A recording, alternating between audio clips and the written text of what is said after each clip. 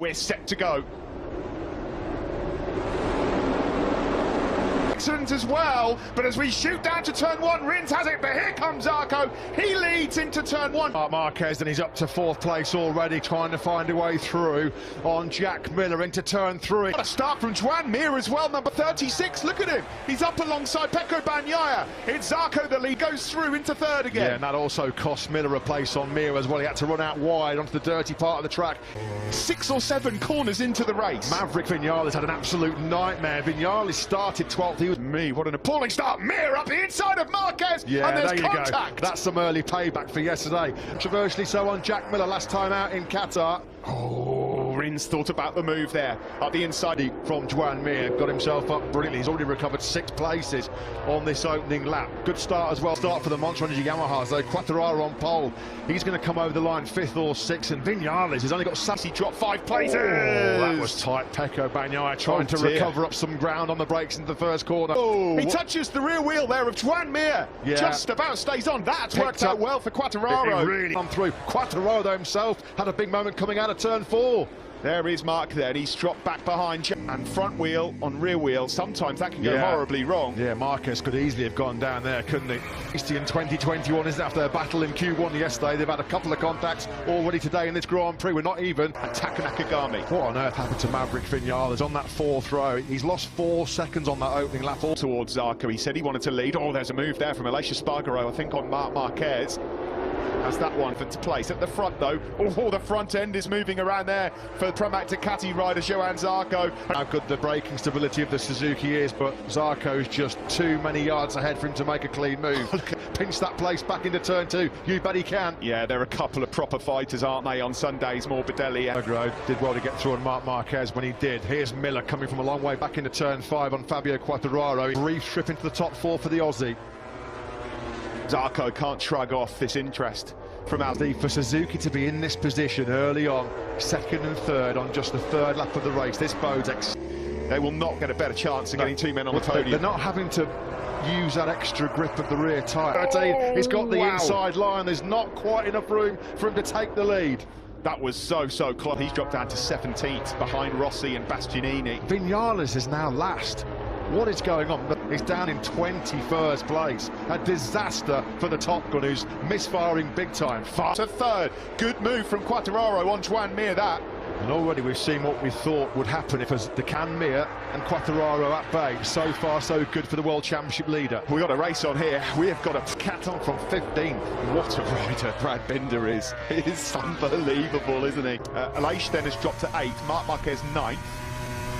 Further back, Alex Marquez is 11th. Ross. We're on board here with Fabio Quartararo, who was putting in 139s from that again. 8 laps in the 139 bracket yesterday for Fabio Quartararo in that crucial FP4 session. No Rins dropping down the hill into the braking zone for the first corner. Here he goes for it. Yeah, he's got the move done. He's got the inside there, Fabio Quartararo, but you have to admire the way he's gone about his business here. He didn't panic after the rough start. He got his head down and did those 4 155 ones in succession. Broke the Ducatis behind it from the Suzukis of Rins and Mir. Yeah, watch the start here for Quartararo. Initially, actually, as the lights go out, not a bad start. The Yamaha, oh, there's almost contact there between him and Rins. Immediately, he's beaten by 2 Ducatis. Mark start that he wanted. Look at that, yeah, there was definite contact there between Quartararo and Rins launching off. He didn't panic. He knows he's got the speed underneath him, Quartararo. He was helped a little by 7, 8, 9 bike lengths on the Spaniard already. This is just the way he executed that brilliant perfection right now for Quartararo. Yeah, across the line. This will be a 39, surely it is. That's what we just mentioned, but he's doing exactly what he did in Doha. Get to the front, get your head down, and try and clear up. A real strong ride actually was Jack Miller, quickest in this morning's warm-up session, in podium contention, when he had a rather... This is Marc Marquez. That's how the championship would look. Fabio Quartararo would take the lead from Johan Zarco as things... I don't know if he touched the throttle or it was like the rear pushed the front let go.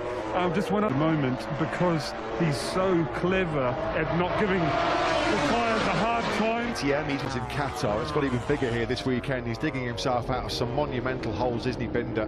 5th place. The perfect start to the year in Qatar, unfortunately, comes down now from the helicopter view. Was he offline at all? The front end was just moving around a touch, wasn't quite. Ducati Well, as we mentioned, it's been a very punishing weekend for Pramac here in Portugal. Here, Bastianini again, he does this so often. I say so often, it's only his third Grand Prix, but he comes on Army. Vinales is 11th, Luca Marini 12th, and then it's Petrucci, Savadori, and Lecco. His pain threshold off the scale. Morbidelli can definitely smell a podium.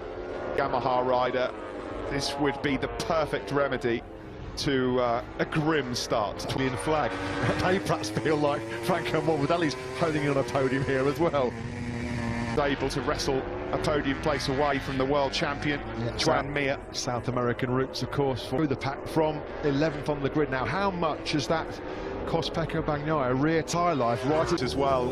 And I would not want to be trying to race the Suzuki and a Yamaha, Steve, through that final sector. You're not going to latch on to the back of Bagnaia over the crest and then line up a move on the brakes down the hill. He's been very unlucky, hasn't he, so from the Grand Prix of Doha. He's found himself in a position on the grid today which I think Mir and Morbidelli behind him. Across the line, yeah, Morbidelli's the faster man. Brad Binder.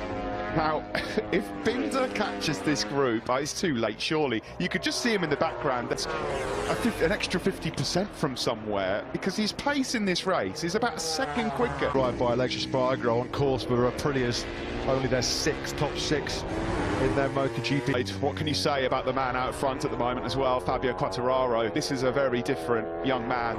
Different proposition to find a way through.